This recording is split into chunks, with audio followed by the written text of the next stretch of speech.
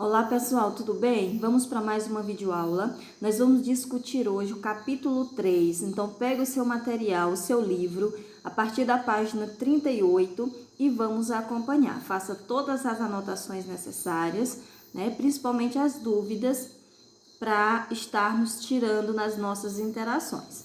Tudo bem? Então o que é que nós vamos discutir na aula de hoje? Seres vivos e estímulos ambientais. Tá bom? Capítulo 3. Então, vamos lá. Vamos discutir as respostas aos estímulos, os sentidos dos invertebrados, os sentidos dos vertebrados e entender o que significa endotermia e ectotermia. Então, vamos acompanhar, tá bom? Pessoal, os seres vivos, eles dependem da relação que estabelece com o ambiente, para viver, para se alimentar, na defesa, na reprodução. Então, nós sabemos que, na verdade, existe essa interação dos seres vivos com o ambiente em que vivem, E aí, para essa interação acontecer de forma eficiente, é necessário que ações, que existam, na verdade, estruturas que permitem esses seres vivos captar odores, ouvir ruídos, perceber vibrações, alterações de temperatura ou de luminosidade, Enfim, são N fatores, ações que são necessárias, que os seres vivos consigam perceber do ambiente, para que essa relação aconteça de forma eficiente, tá bom? Então, na natureza, tais estruturas são muito diversificadas. Isso vai variar muito. Por exemplo, nos seres mais simples, os unicelulares, as bactérias, que são formados por uma única célula, Então, perceba que essa interação vai ser bem mais simples do que o que acontece. Vou pegar o ser humano como exemplo, que existe um sistema nervoso extremamente sofisticado, capaz de receber e transmitir esses estímulos, tá bom? Então, assim, dependendo da complexidade do ser vivo, maior será essa eficiência, nas respostas aos estímulos ambientais, tá bom? Então, o mecanismo, a eficiência e a rapidez dessa resposta, estão associados a maior ou menor complexidade do sistema nervoso do animal, Os seres unicelulares não apresentam um sistema nervoso. Aí, quando a gente chega lá nos invertebrados, aparece um sistema nervoso bem simples, bem rudimentar, e aí, à medida que vai passando pela escala evolutiva, esse sistema nervoso fica cada vez mais sofisticado. Significa dizer que as respostas a esses estímulos são cada vez mais eficientes, tá bom? Mas antes de discutirmos o que acontece nos animais, vale lembrar que os vegetais, eles também são capazes de reagir, aos estímulos do ambiente, tá bom? Por meio de vários movimentos. Nós sabemos, já estudamos isso, que a planta cresce em direção à luz, Fototropismo positivo. Então, por que isso acontece? Porque ela está reagindo ao estímulo ambiental, que é a luminosidade. Nós sabemos que ela depende dessa luz para realizar o processo de fotossíntese. E tem em vários exemplos que você pode perceber essa reação dos vegetais para com o ambiente. Tem uma plantinha chamada de mimosa pudica, que quando você toca nas folhas, as folhas se fecham. Então, é uma reação ao toque, Estudamos isso. O girassol, o movimento da flor acompanha, o movimento aparente do sol.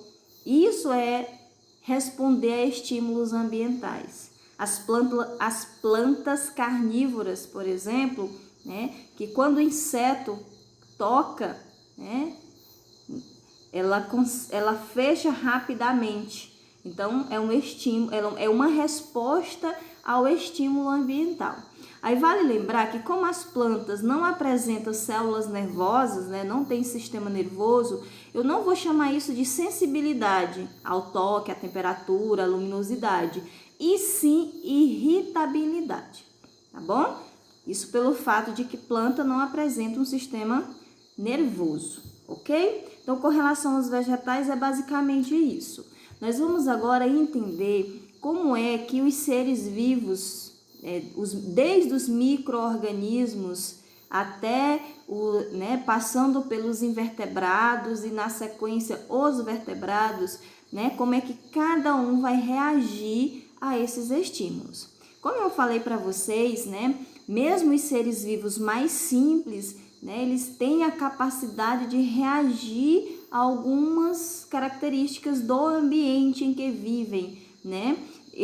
Temos como, por exemplo, as bactérias heterotróficas, que são aquelas que tem as cianobactérias, né, que realizam a fotossíntese, tá? Mas as bactérias heterotróficas, por exemplo, elas têm a capacidade de ficar perto das raízes, né, rica em matéria orgânica, em decomposição, de onde ela retira o seu alimento. As cianobactérias já têm uma outra estratégia, né? Como elas realizam fotossíntese, e para a fotossíntese acontecer precisa de iluminação, então elas se concentram em locais mais iluminados, né? Geralmente nas camadas mais superficiais do solo, né? Ou mesmo da água, que é para estar captando essa luminosidade para realizar o processo de fotossíntese, tá?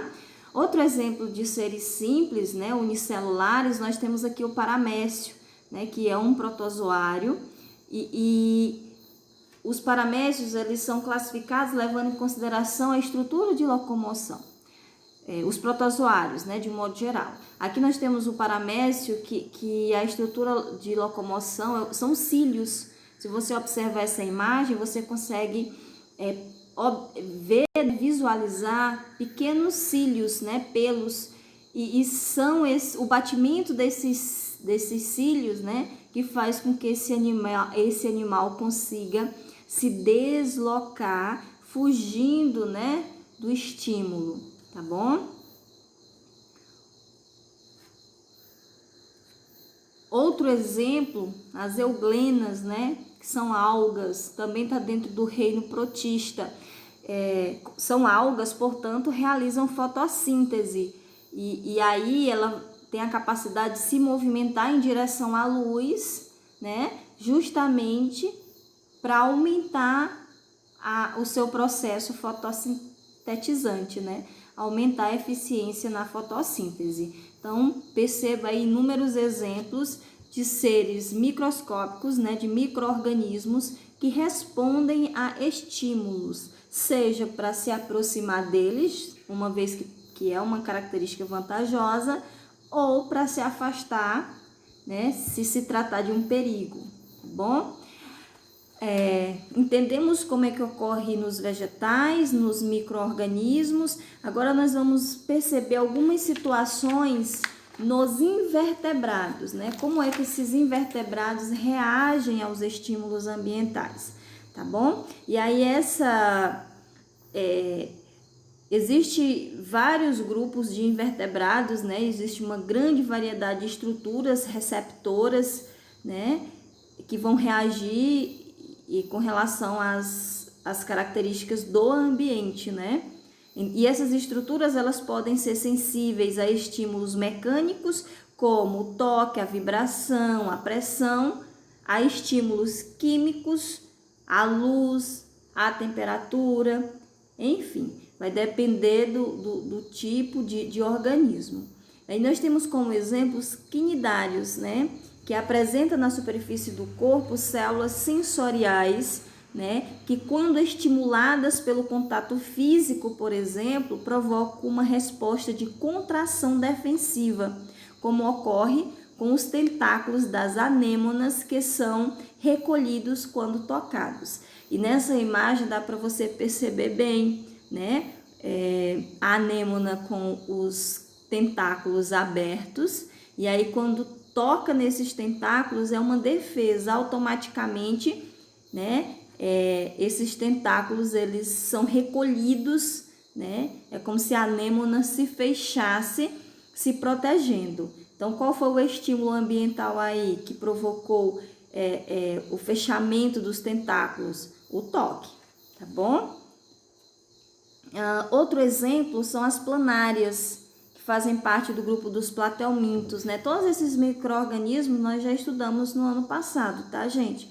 Né? São platelmintos de vida livre e que apresentam, e você consegue visualizar aí esses dois pontinhos pretos, né? São os ocelos, né? São estruturas que não formam, é como se fossem os olhos primitivos, tá, pessoal? Essas estruturas, elas não formam imagens, mas elas conseguem perceber a intensidade, né, luminosa, né? Nas laterais da região cefálica, há quimiorreceptores que reconhecem substâncias químicas existentes no meio, tá? Então, esses ocelos são olhos primitivos, eles não formam imagens, mas conseguem perceber a intensidade luminosa, fazendo com que esses animais se desloquem, né, em direção à luz, tá bom? Outro exemplo que nós vamos ver são os crustáceos, né? Como caranguejos, ermitões. E perceba na imagem aí que eles apresentam dois pares de antenas. E a função dessa antena é tátil, né? Perceber a sensação a função tátil, né? E também tem olhos compostos posicionados na extremidade, né, que aumentam o campo de visão. Os olhos nas extremidades, né, aumentam o campo de visão, né, e serve para defesa na hora de fugir, né, de um predador ou para capturar o alimento, tá bom? Então, outro exemplo de como os órgãos dos sentidos, como essa reação ao ambiente acontece, nós vamos ter aqui o polvo, é um molusco, né? E eles têm olhos altamente desenvolvidos, que já são capazes de formar imagens, né? Bem semelhante, bem parecido com os olhos, né, dos vertebrados. Então, a visão do polvo é bem desenvolvida. Isso é importante, né, para visualizar o ambiente na hora de capturar alimento e principalmente fugir dos predadores. Ok, vamos dar continuidade ainda falando a respeito dos sentidos nos invertebrados. Nós vamos falar agora a respeito dos insetos, tá, pessoal? E se tratando de todos os grupos dos invertebrados, os insetos são aqueles que estão mais adaptados a perceber as modificações ambientais, né? E aí eles vão apresentar diferentes mecanismos, né, de comunicação, né, de interação para com o meio ambiente. Aí nós temos aqui o exemplo, né, das borboletas, mariposas, moscas, né, que apresentam pelos sensoriais na extremidade das pernas e no aparelho bucal. Elas percebem sabores e reconhecem substâncias como água, açúcar e sais. Quem já observou uma mosca por ali, perto de uma comida, de alguma coisa assim, você percebe que ela fica com as patinhas, né, se movimentando o tempo todo, uma grosando, uma em contato com a outra. Então, na verdade, por que isso acontece? Porque lá nas patinhas tem pelos sensoriais. Então, ela está percebendo o ambiente, né? Percebendo que ali tem comida, tá bom? E as antenas também possibilitam a percepção. As antenas, juntamente com os pelos, percebem também a variação de temperatura, vibrações do ar e odores, além de favorecerem o equilíbrio, tá bom? Então, nós temos dois exemplos aí das mariposas, né? Representada aí na letra A, e da abelha, né? Mostrando as antenas, que são dotados de pelos que ampliam a capacidade de percepção de substâncias presentes no ar, como os odores, por exemplo. E a visão dos insetos, né, são extremamente eficientes. Se você conseguir visualizar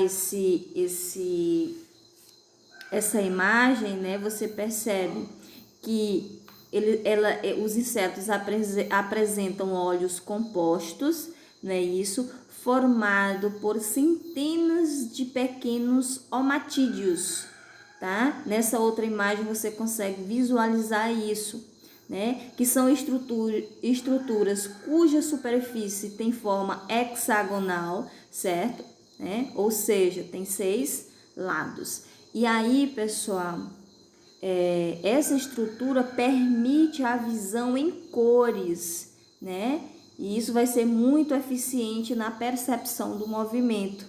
E é uma adaptação importante para os insetos, pessoal, principalmente os voadores, né? É uma maneira que eles conseguem fugir, né? Que vai ajudar a fugir das ameaças, né? Uma predação, fugir dos predadores, tá bom? Aí é a que a gente chama de visão em mosaico. É como se ele conseguisse ver várias imagens formando um mosaico, tá bom?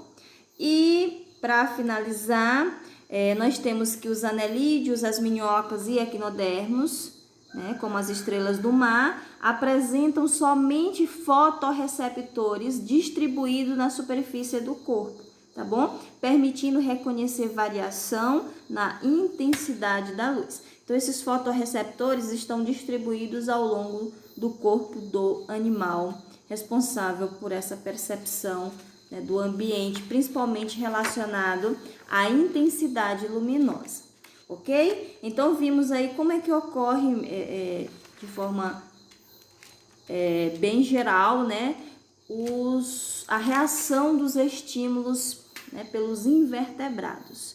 Agora nós vamos falar a respeito dos vertebrados, tá? E aí os vertebrados, quem faz parte desse grupo, pessoal? Peixes, anfíbios, répteis, aves e mamíferos, né? E aí eles vão apresentar diferentes estruturas e estratégias para perceber o ambiente ao seu redor, é isso? Com maior ou menor grau, dependendo da complexidade do corpo do animal, não é isso? E aí nós vamos ver aqui os 5 sentidos, que é a audição, a visão, o olfato, o paladar e o tato. Nós vamos ver os 5 sentidos relacionados aos vertebrados de um modo geral. Mas lá na frente você vai perceber que nós vamos estudar detalhadamente os órgãos dos sentidos, né, do ser humano, tá bom? Então vamos lá, vamos começar pelos peixes, tá bom?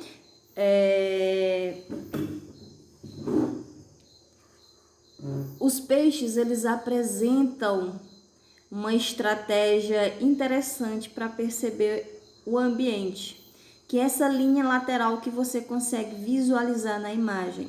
Essa linha lateral, ela consegue captar as vibrações da água, né? E aí isso é importante porque o peixe consegue fugir de predadores, não é isso?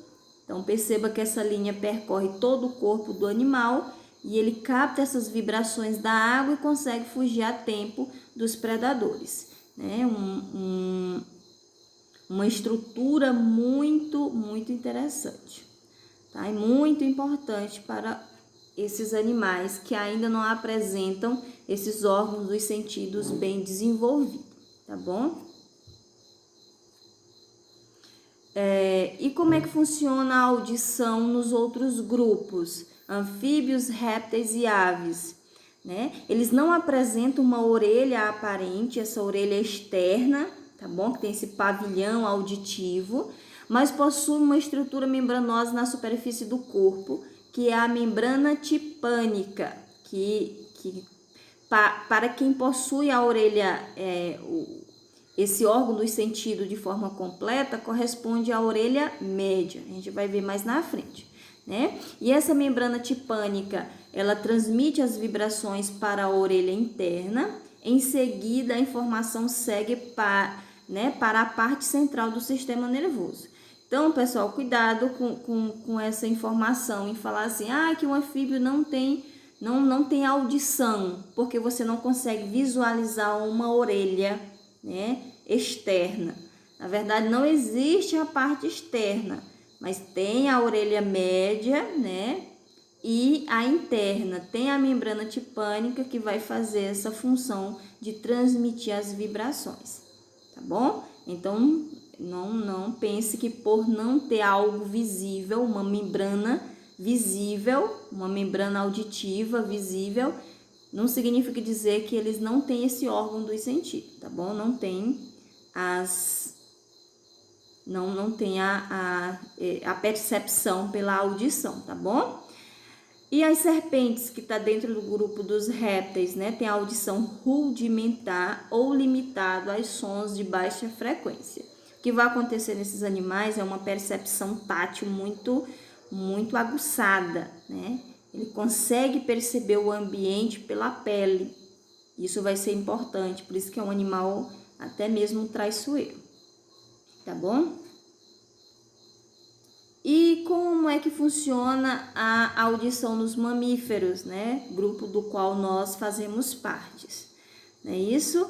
Ele vai ter um sistema auditivo bem desenvolvido, bem desenvolvido quando comparado com os demais vertebrados, né? Com um sistema auditivo composto por 3 regiões: a orelha externa, que é esse pavilhão, né? Essa membrana que nós conseguimos visualizar, a orelha média, que onde vai estar a membrana tipânica, e a orelha interna, tá bom? E aí eu quero reforçar para vocês, na orelha média tá tanto a membrana tipânica quanto os 3 ossículos, né? Que vibram com os sons captados. E a orelha interna, né, é onde vai estar as células que são sensibilizadas pelas vibrações e conduzem essa informação até o cérebro, onde essas informações, esses sons serão processados, tá bom? E outra coisa importante, além disso, na orelha interna contém o labirinto, que é uma estrutura importante, né, capaz de detectar o movimento.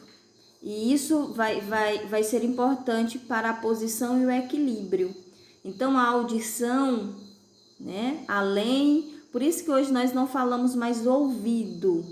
Ouvido da ideia de quê? Que a função é ouvir. E a função da orelha não é só ouvir, né, captar os sons.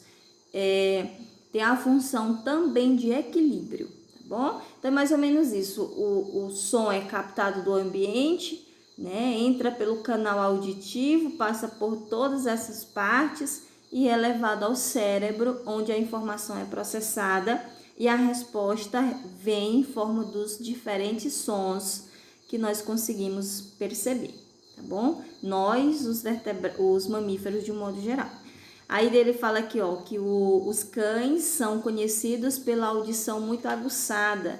É tanto que eles são utilizados para encontrar pessoas, drogas, né? Que eles conseguem farejar. Ok. Ainda dentro dessa questão dos sons, os anfíbios foram os primeiros, né, vertebrados a desenvolver essa capacidade. O coachar dos sapos, das rãs e das pererecas no momento da reprodução, né? É uma maneira que eles têm de conquistar a fêmea. E nas aves, nós vamos ter a siringe, né? Que é onde forma os sons responsável pelo canto das aves, né? Esse é o conjunto de pregas que está na traqueia. E aí essas pregas vai dar, né, essa siringe, esses sons produzidos lá na siringe, é que vai dar origem ao canto das aves, que também é uma maneira de disputar território, atrair a fêmea no período do acasalamento, né? No momento da disputa, né? Entre os machos pela fêmea, tá bom? E ainda é um meio de comunicação entre indivíduos da mesma espécie. Nos mamíferos, a laringe é a responsável pela produção de sons gerados nas mais diversas situações, né, com significados específicos. Chimpanzés, por exemplo, né, conseguem se comunicar por meio de gestos, expressões faciais e corporais, uma vez que eles não conseguem, né, emitir o som em forma de fala, tá bom? Aí diz aqui, ó, os macacos gibões produzem sons diferentes em diversos contextos, como para avisar sobre a presença da comida e de predadores. Então, dependendo da situação, eles emitem esses sons e os indivíduos da mesma espécie conseguem identificar, né? Se é avisando porque tem comida próximo, se é avisando porque existe predadores, enfim. Então, é uma maneira que eles têm de se comunicar através da emissão dos sons. E aí nós vamos discutir um outro assunto importante, né, que é a ecolocalização, né? Vem de eco e de localização, né, de você se encontrar, se localizar. Vamos entender como é que isso funciona.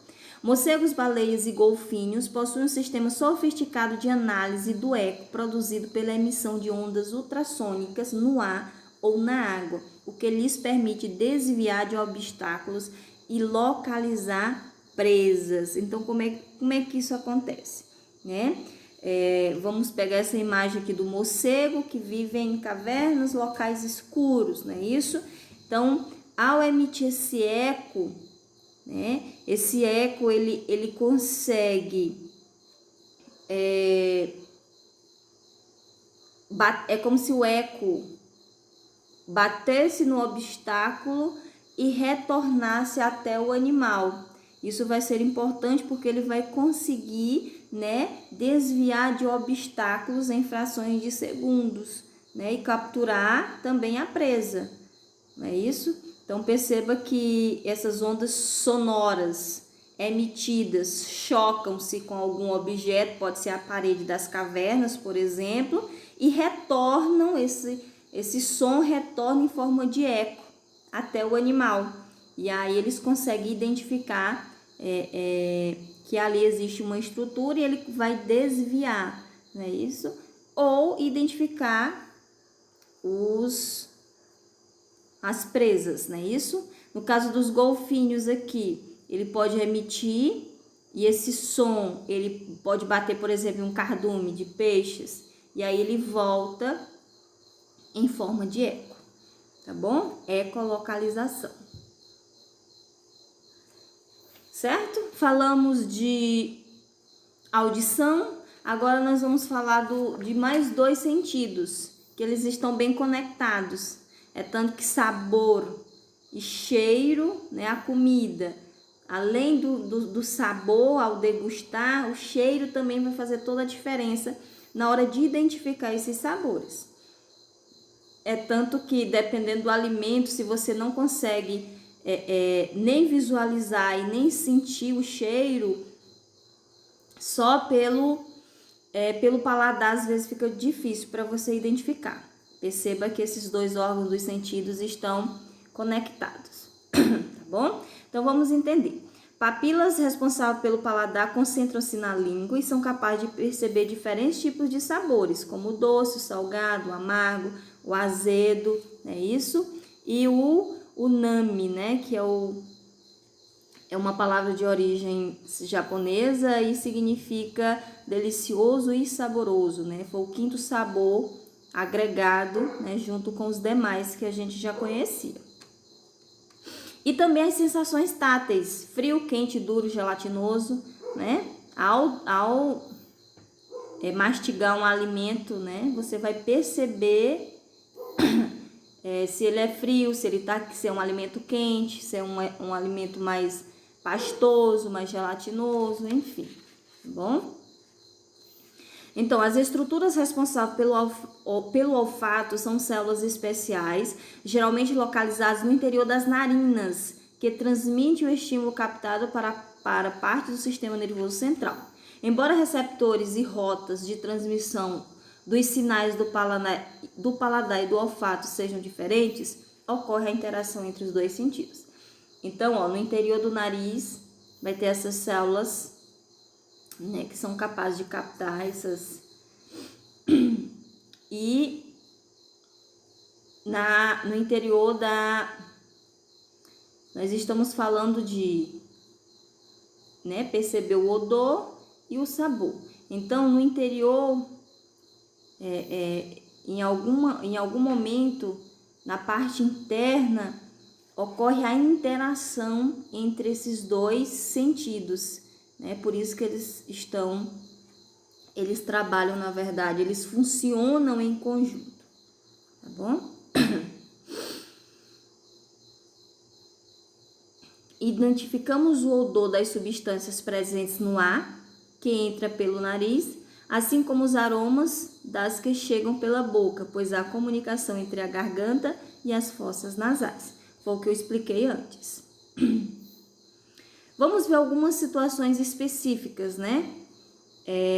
Como é que funciona essa sensibilidade olfativa em alguns vertebrados.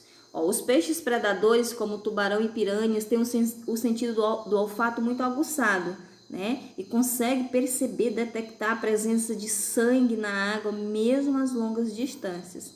Isso a gente consegue visualizar bem nesses filmes, né, de tubarões, baleias, que eles conseguem sentir o cheiro do sangue e se deslocam até ele. E as serpentes e lagartos, né, que são répteis, são capazes de captar partículas do ar com a língua e conduzi-las, na verdade, para dentro da boca. A extremidade da língua chega até o órgão de Jacobson, situado no interior da cavidade nasal, que é capaz de detectar odores. E aí, se a gente pegar o exemplo da serpente, fica fácil visualizar isso, que elas ficam o tempo todo, né, com a língua para fora. Então, qual é o objetivo aí, pessoal? É captar, né, essas partículas do ar e levar essa informação até o órgão de Jacobson, né? Mais uma vez, é o que nós já vimos ali atrás, o olfato dos cachorros é tão eficiente que eles são usados na localização de pessoas desaparecidas, né, em desabamentos, né, ou na percepção de drogas e outras substâncias perigosas.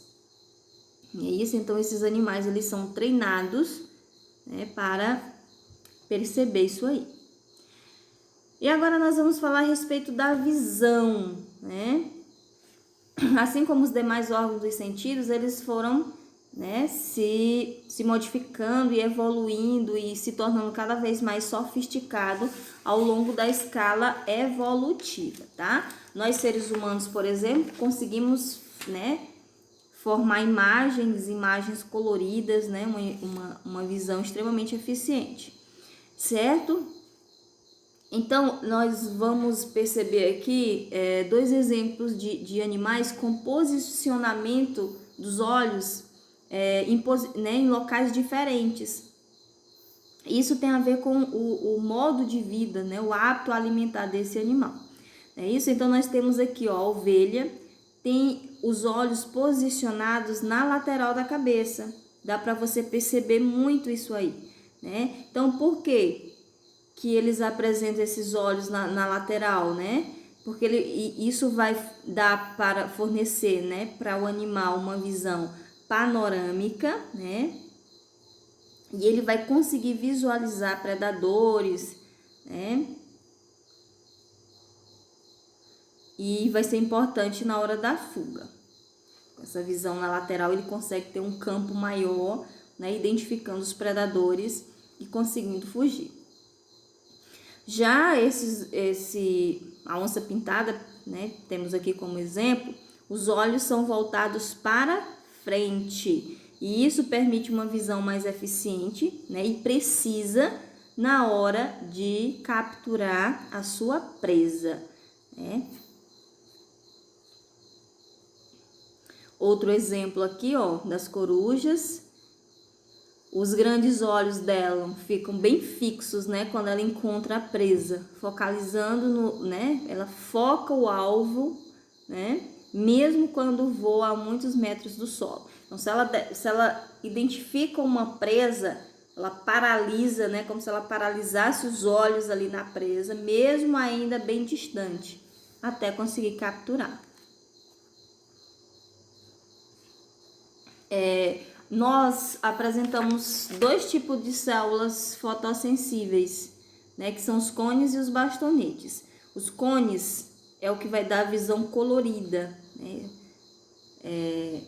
é o que possibilita, né, esse mundo colorido que nós conseguimos visualizar, né? Alguns animais eles só vão conseguir perceber duas cores, os cachorros, por exemplo, né? Outros vão ver preto e branco, enfim, isso vai variar muito.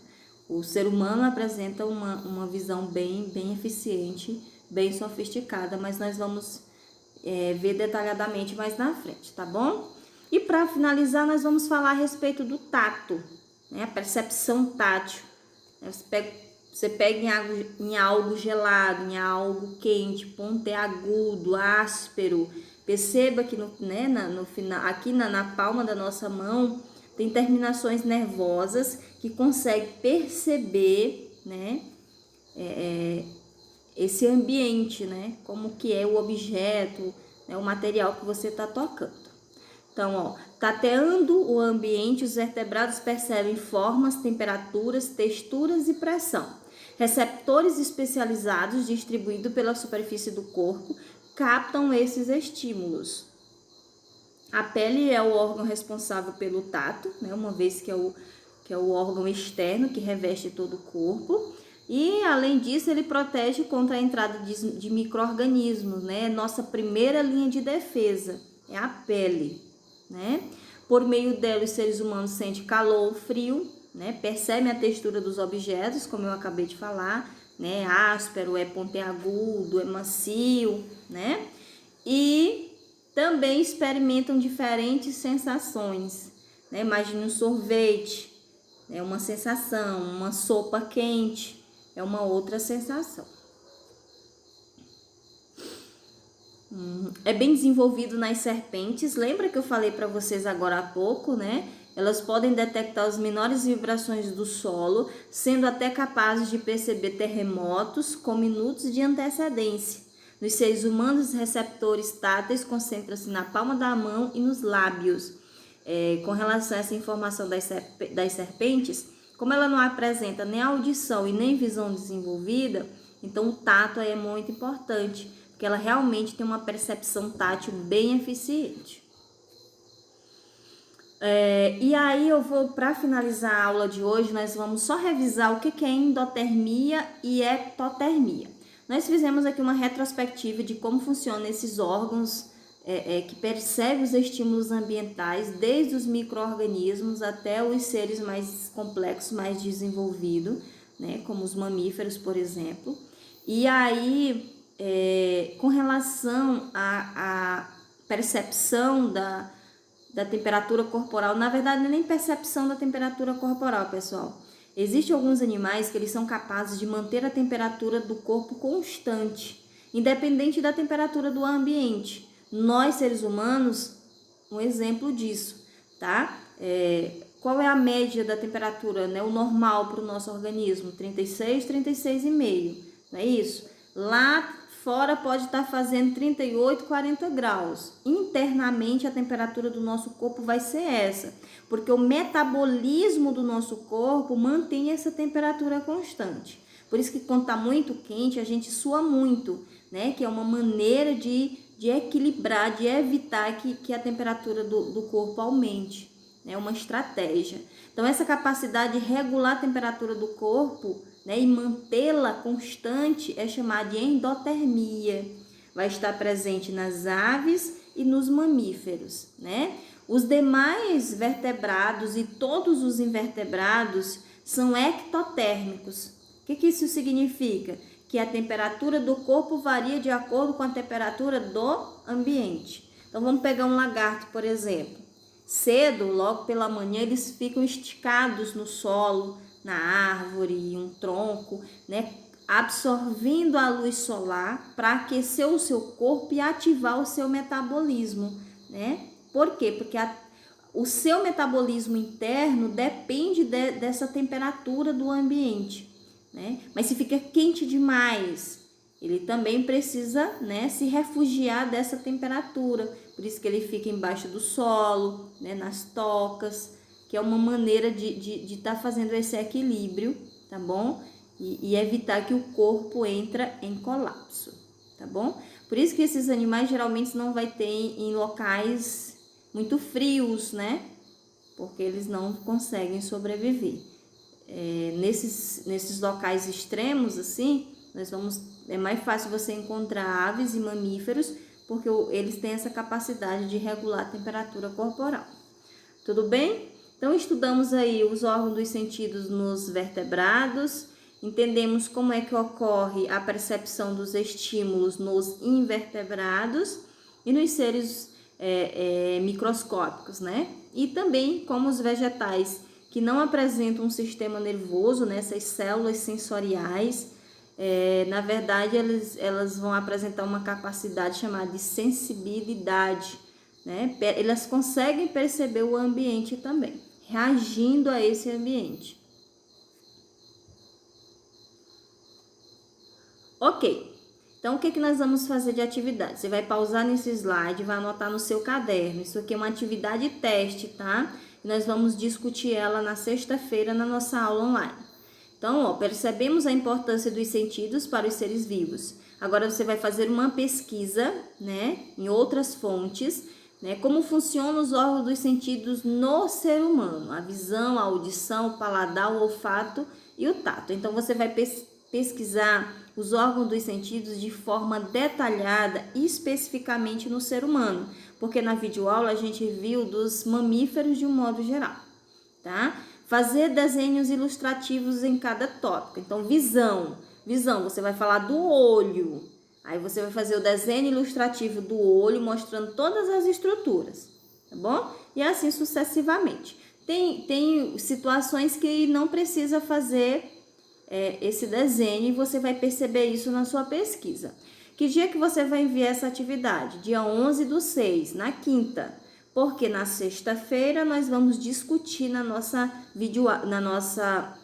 aula online e é uma atividade teste, tá bom? Então, cuidado.